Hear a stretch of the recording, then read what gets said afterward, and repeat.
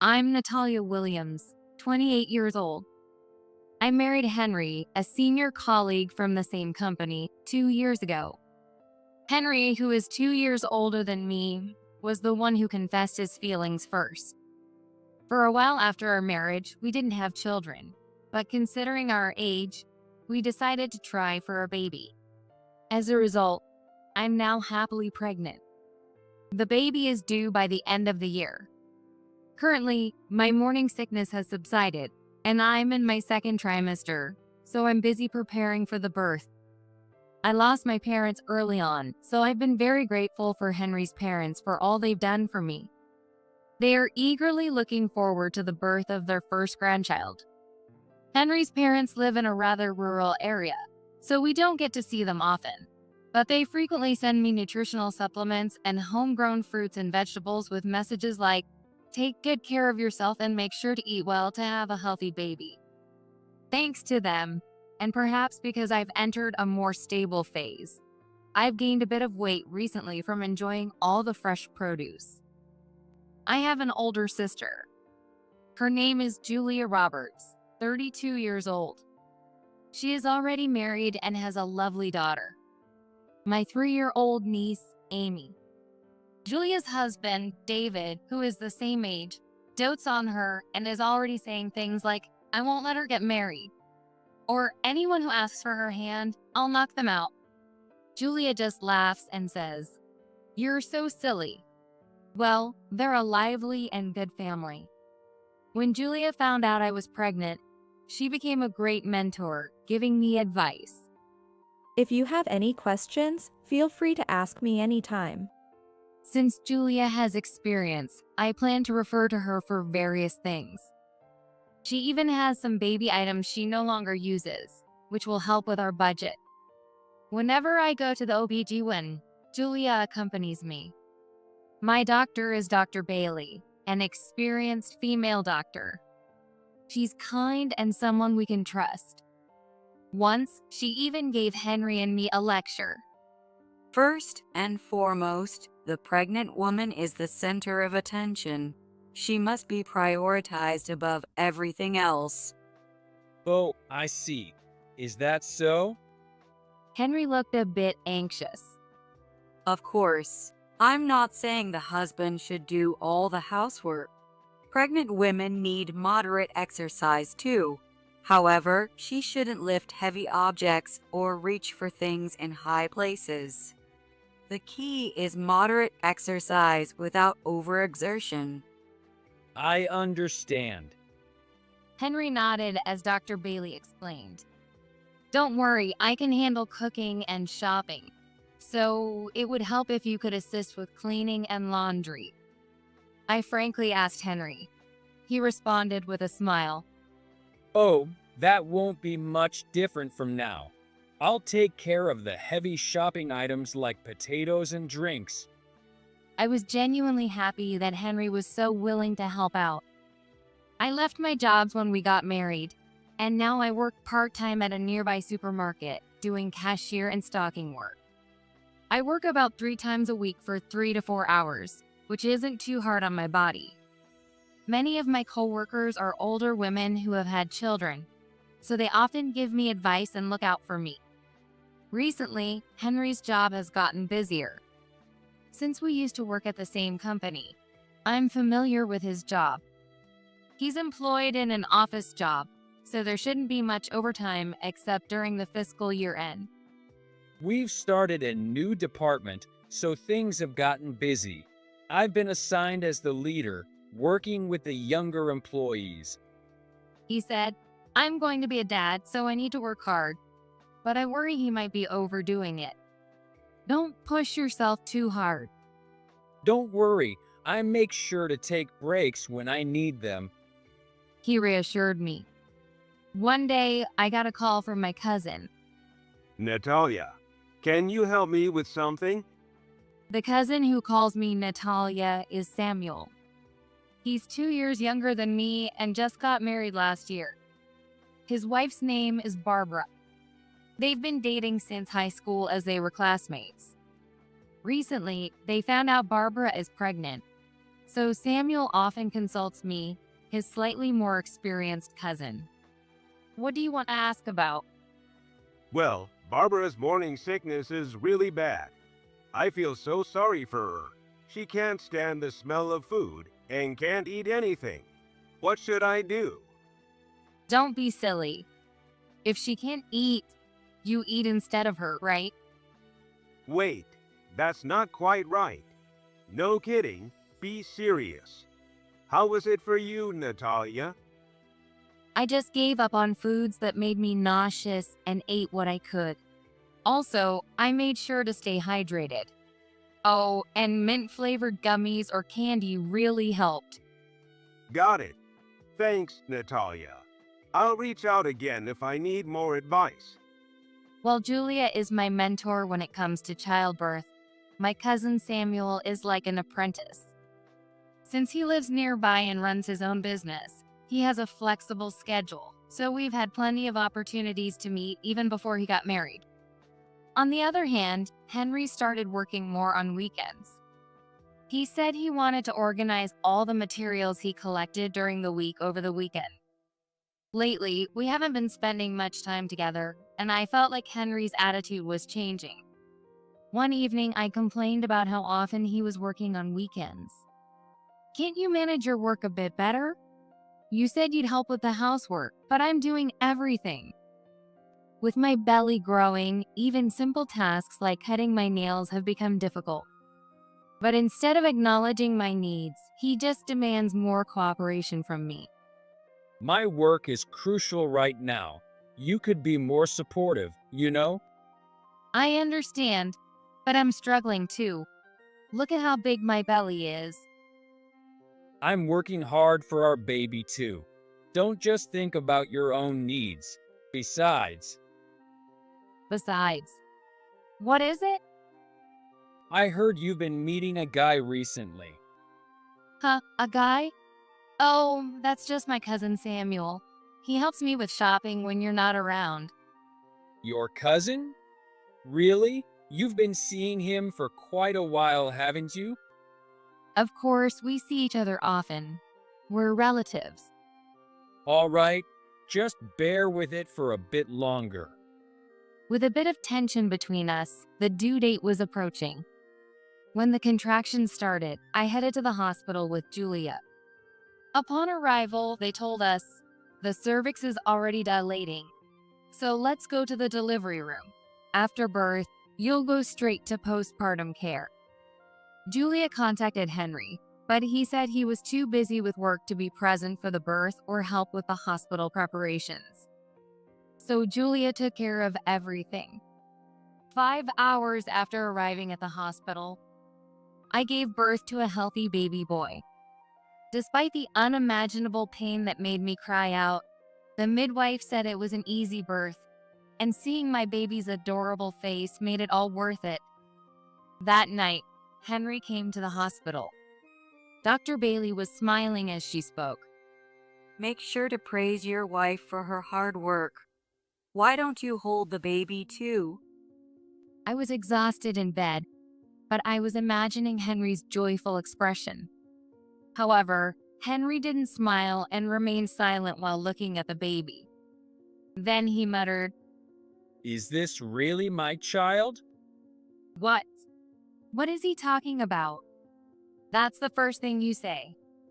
I was stunned. Dr. Bailey tried to reassure me by saying, "He'll see how cute the baby is in a while." I gathered myself and followed Dr. Bailey's lead. This is our child. Let's do our best to raise him.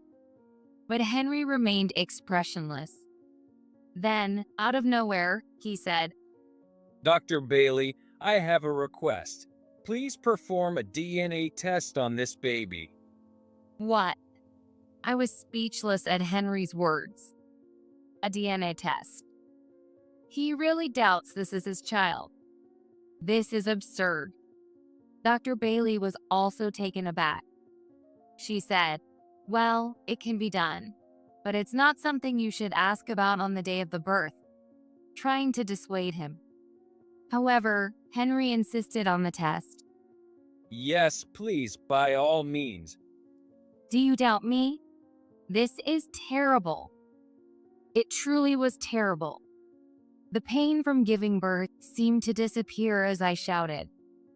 I just want to know the truth. If it's really my child, that will be enough for me. It'll put my mind at ease. Unless you have something to hide? He was implying I had something to hide. It was awful. I'm not asking for gratitude, but asking for a DNA test out of the blue is the worst. Sensing the argument would only escalate, Dr. Bailey reluctantly agreed. All right, let's do the test. I was unhappy, but since I knew this was our child, I agreed to the test. After Henry left the room, I started crying. I thought Henry would be happy, but instead, he doubted me so much that he demanded a DNA test. The test was conducted as Henry requested, and we were to receive the results the following weekend when Henry came to visit. On the day of the report, Henry came to the hospital unusually calm. In the hospital room, Dr. Bailey pulled out the report. I'll get straight to the point. Yes, The result of the test shows that the possibility of Henry being the father is Dr. Bailey took a deep breath and announced, 0%. This child is not Henry's biological son. "What?" I was speechless and nearly collapsed. There was no way. I had no idea how this could be possible. But how? My mind went blank. Henry smirked. I knew it. He then declared triumphantly, You tried to pass off a child from an affair as mine. Pointing at me, he said, "We're getting a divorce. This is all your fault. I'm going to demand a hefty compensation, so be prepared." He left the hospital room with those final words. I was left in complete shock. I consulted Julia and Samuel. Julia listened quietly and then spoke with determination. You've been falsely accused. This is no joke. We need to make sure he gets what's coming to him. Samuel, for some reason, had a confident grin. That's right. I'm all set on my end. So you can relax, Natalia. How can she relax with this situation? Julia snapped. Oh, right. Sorry. Samuel responded cheerfully.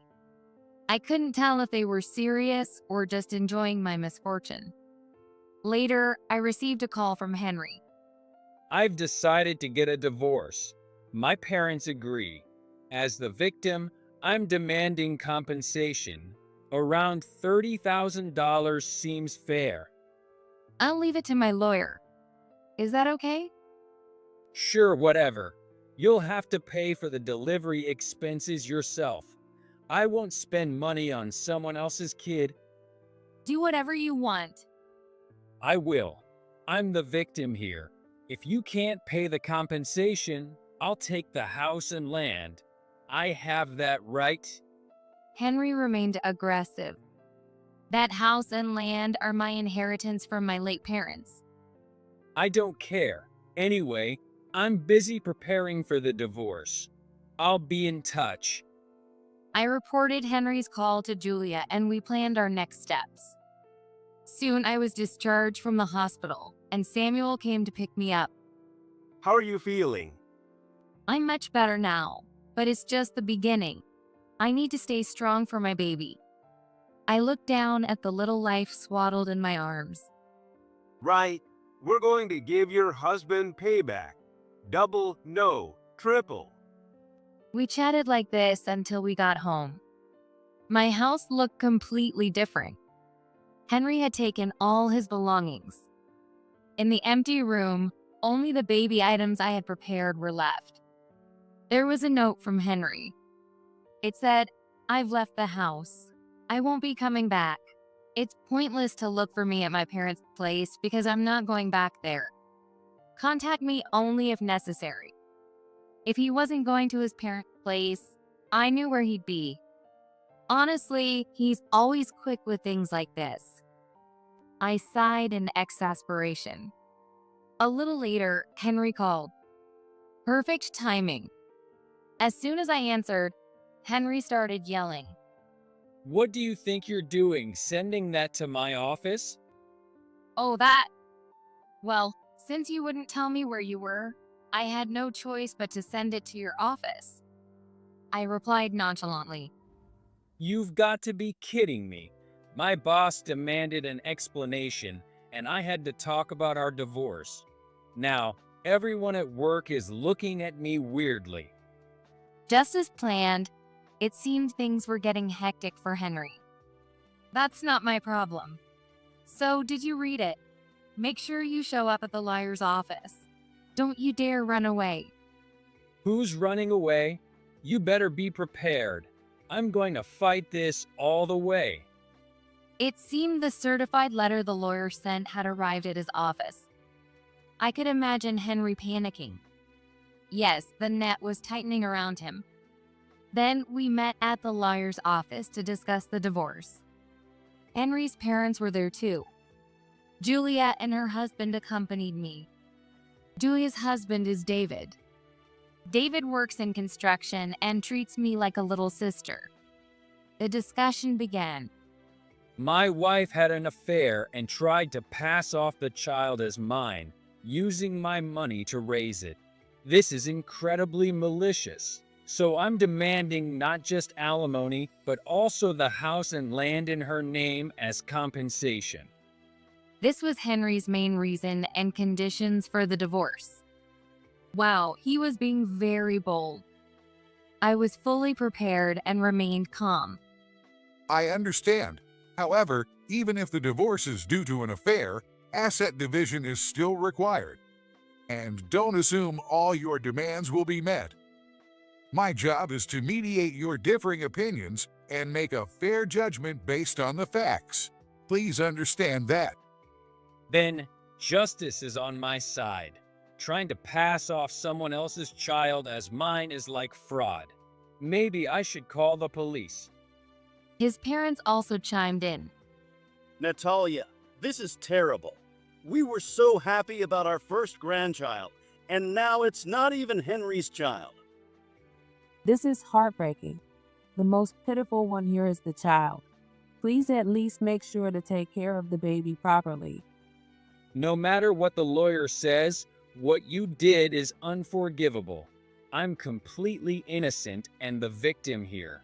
How much you regret and apologize to me matters. So do you feel any remorse or willingness to apologize? Henry seemed convinced of his victory. Well, it's time. No, the one who needs to reflect and apologize is you, Henry. What? What are you saying? Henry stood up, shocked by my unexpected counterattack. I continued calmly. It's time to face the truth. I know everything. What are you talking about? I know who your lover is, and I'll demand compensation from him too. It was time to reveal my evidence. I actually have someone here I'd like to call in. Who? Is it one of your accomplices? Henry shouted, fully in combat mode. Don't be silly. I'm the victim here. This is a witness. A witness? Yes, please come in. As I said this, two people walked through the door. Henry's mouth fell open. You and you. Yes, this is Dr. Bailey from the OB/GYN and my cousin Samuel. Hello. Greeted Dr. Bailey. Samuel introduced himself. Nice to meet you, or rather, I'm Samuel Roberts, Natalia's cousin. This is the guy Natalia was cheating with. Wait, you're her cousin? You two had a child together? Don't be ridiculous. I live nearby, and my wife is pregnant, so I've been asking Natalia for advice. She's like a sister to me. I've never seen her as a woman. Come on, Samuel. Isn't that a bit rude? I'll deal with him later. Can I please speak now? Dr. Bailey interjected with a smile. Sorry, Dr. Bailey, please go ahead. I urged her to explain. Thank you. To put it simply, the DNA test results show that the baby is definitely Henry and Natalia's child. What? What? What? Henry shouted in disbelief. But the test said the baby wasn't mine. You bribed the person in charge of the test to falsify the results. When my husband, the hospital director, confronted him, he confessed in tears. We have the confession recorded. Even I would confess if confronted by her husband. Damn it. Henry bit his lip. Julia suspected the test results and brought in your hair for another test. Normally, we wouldn't do this, but her explanation convinced us. The second test confirmed the baby is yours and Natalia's. The person who helped you was fired to protect the hospital's integrity. Henry's father was stunned. Henry, why did you do this? He stood up and confronted Henry. Well, As Henry stammered, Julia answered for him. Because Henry was the one having an affair. What? Henry's parents were left speechless, their mouths hanging open. When I went shopping in the city, I saw Henry walking with an unknown woman. It was a Saturday, and Natalia said he was supposed to be working overtime, so I got suspicious and asked Samuel to investigate. Samuel, prompted by the mention, started boasting proudly. Actually, I worked part-time at a private investigator's office during college, so I'm pretty good at background checks. And guess what? We found a ton of evidence of his affair. Here's a recording of one of their conversations. Julia played the recording from an IC recorder. It captured the voices of Henry and the woman. I'm going to fake a DNA test to make it look like the baby isn't mine. Then I can claim she cheated. There's even someone who fits the bill, her cousin. I've got pictures, and I'll frame it as an affair. That way, I can divorce her and pin all the blame on her. I'll get alimony, and since she had a baby, I can demand the house and land too. I'll be the tragic hero. Then I can be with you without any issues. How's that? I'm a genius, right? More like a villain. You sound like a bad guy from a soap opera. The recording ended with the two laughing. Samuel added, The woman is Laura Linney, a younger colleague from your team at work. Henry's face turned pale. With such clear evidence, there was no room for excuses. Now that the facts are clear, it's my turn. The lawyer said with a smirk, pulling out several documents from an envelope. These are Natalia's demands. She requests a divorce from Henry. She won't press charges regarding the fabricated DNA test, so that's not part of this case.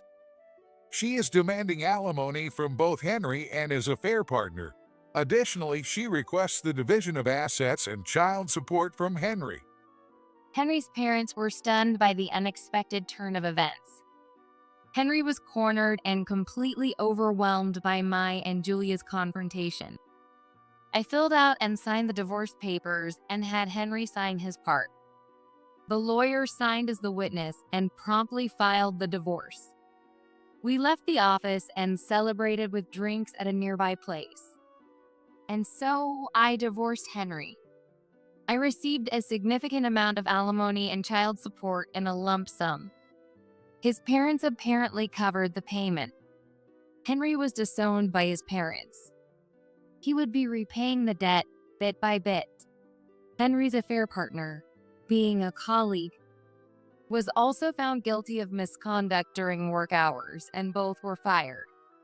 Left alone after his affair partner ditched him, Henry struggled to find a new job and ended up working part-time at a gas station. Oh, and I named my son Michael. Michael and I live together now. He's still young, so I've taken a break from work to focus on raising him. We can manage for a while with the alimony. Michael is adorable, and I often take photos and videos of him. Samuel edited some and posted them online, and they unexpectedly became quite popular. Thanks to the popularity, we even started making money from the videos. It turned into a good income, so I've decided to save it for Michael's future. And my child rearing has been greatly supported by the people around me. Julia, of course, and the ladies at my part-time job have all helped out. Especially the ladies who shop for me at the supermarket since I can't go out and deliver the groceries to my home. Actually, the deliveries were often done by the store manager.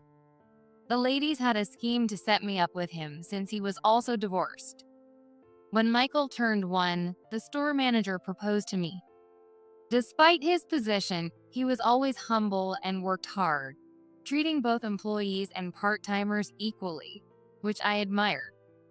And with his frequent deliveries, we had many opportunities to talk, so my admiration soon turned into affection.